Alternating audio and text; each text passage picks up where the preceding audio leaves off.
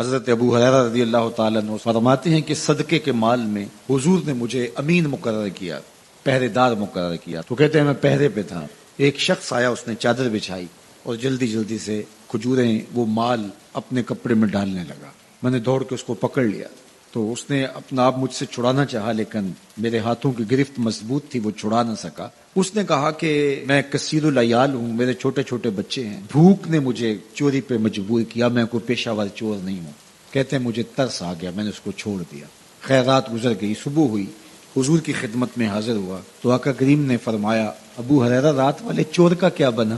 عرض کی حضور وہ بڑا مجبور شخص تھا کوئی، اور اس نے کہا کہ میں پیشہ ور چور تھوڑا ہوں، بچوں کی بھوک نے مجھے یہاں تک پہنچا دیے. تو حضور علیہ السلام نے فرمایا جھوٹا شخص ہے، اور سنو آج پھر آئے گا. کہتے اگلے دن تو میں طاق میں رہا. خیر وہ آیا اور اس نے چادر بچھائی اور غلہ اس چادر میں ڈالنے لگا. میں نے جا کے پکڑ لیا تو اس نے کہا مجھے چھوڑ دے. میں نے کہا میں تو نہیں چھوڑوں گا. اس نے کہا کہ مجھے چھوڑ دے، منت سماجت کی اور بہت ترلے کیے. تو کہتے میرے دل میں پھر ترس آ گیا، میں نے پھر چھوڑ دیا. میں پھر حضور کی خدمت میں آیا تو حضور نے فرمایا رات والے چور کا کیا بنا؟ میں نے کہا حضور وہ آیا اور اس نے کہا میں کثیر العیال ہوں، مجھے پھر ترس آ گیا، میں نے چھوڑ دیا. پر میں جھوٹا آدمی ہے. اور سنو آج پھر آئے گا. جو ہو چکا وہ بھی حضور جانتے ہیں، جو ہونے والا ہے وہ بھی میرے حضور جانتے ہیں. یہ اللہ نے اپنے محبوب کو شان دی ہے. تو کہا آج پھر آئے گا. کہتے ہیں میں طاق میں تھا کہ وہ آیا، اس نے چادر بچھائی اور غلہ ڈالنا شروع کر دیا. تو کہتے ہیں کہ میں پھر پکڑ لیا. میں نے کہا آج تو نہیں چھوڑوں گا، آج تو جو حضور کے پاس لے کے جاؤں گا. تو جب اس نے ترلے کیے، منتیں کی، میں نے کہا نہیں آج تو کوئی بات نہیں چلے گی. ایک دن ہو گیا، 2 دن ہو گیا، اب تیسرا دن ہے. اس نے کہا ابو ہریرہ میں تمہیں ایک بات بتاتا ہوں، اگر تمہیں اچھی لگے تو مجھے چھوڑ دو گے؟ کہا بتاؤ. کہا کہ جب رات سونے لگو تو آیت الکرسی پڑھ لیا کرو، فجر تک تمہارے پاس شیطان نہیں آئے گا.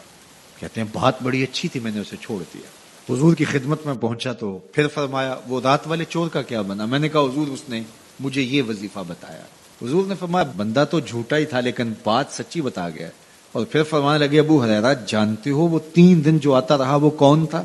میں نے کہا اللہ و رسولہ عالم. فرمایا وہ خود ہی تو شیطان تھا.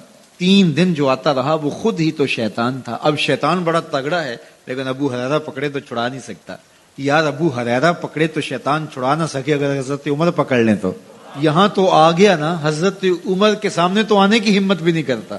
تو شیطان بڑا طاقتور ہے، بڑا قوی صحیح، لیکن اللہ کے مخلص بندوں کے مقابلے میں وہ بہت کمزور ہے. مدینہ المنورہ میں ایک خاتون تھی جس کا دماغی توازن ٹھیک نہیں تھا، اور ایک دن مسجد نبوی کے صحن میں دروازے پر آ گئی اور حضور مصلی پہ تشریف فرما کے ایسے اشارہ کر کے حضور اس نے بلایا.